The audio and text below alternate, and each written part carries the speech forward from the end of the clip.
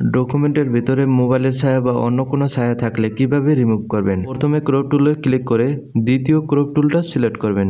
এখানে উইডথ দিবেন 8.2 ইঞ্চি, হাইট দিবেন 11 ইঞ্চি, তারপর রেজুলেশন 300 দিবেন। তারপর আপনি যতটুকু ক্রপ করতে চান সিলেক্ট করবেন।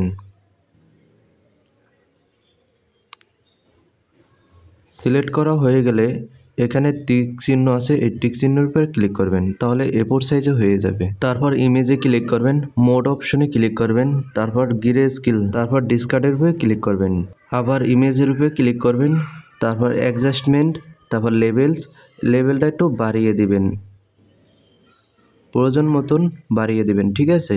তারপর ওকে বাটনে ক্লিক করবেন, দেখবেন আগের চেয়ে একটু হোয়াইট হয়েছে।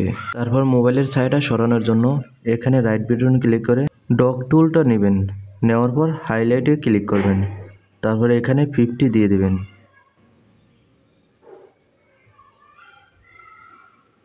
তারপর এখানে আপনি লেফট বাটন ক্লিক করে সফট ব্রাশটা নেবেন, নেওয়ার পর এখানে আপনি 0 রাখবেন, নিচেটা 0 রাখবেন।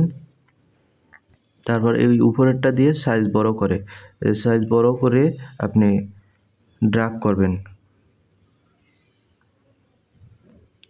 ড্র্যাগ করলে আস্তে আস্তে দেখবেন সাদা হয়ে যাবে, লেখার সমস্যা হবে না।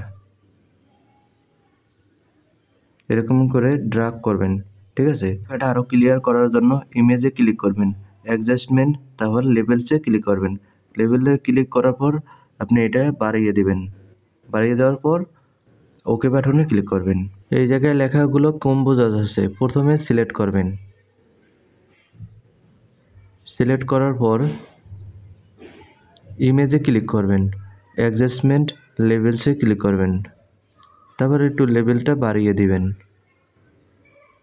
তারপর ওকেতে ক্লিক করবেন। দেখবেন লেখাটা গাঢ় হয়ে গেছে। তারপর Ctrl D দিয়ে ডিসিলেক্ট করে দিবেন। কোনো জায়গায় কালো অংশ থাকলে ডগ টুলটি নিয়ে ড্র্যাগ করবেন, সাদা হয়ে যাবে। এইভাবে আপনি যে কোনো ডকুমেন্টের মোবাইলের ছায়া বা অন্য কোনো ছায়া সহজে মুছে ফেলতে পারবেন। এই ধরনের টিউটোরিয়াল পেতে আমাদের চ্যানেলটি সাবস্ক্রাইব করে রাখবেন। ভিডিওটা ভালো লাগলে অবশ্যই একটা লাইক দিয়ে বন্ধুদের মাঝে অথবা টাইমলাইনে শেয়ার করে রাখতে পারেন। দেখা হচ্ছে নতুন ভিডিওতে। শেষ পর্যন্ত দেখার জন্য ধন্যবাদ।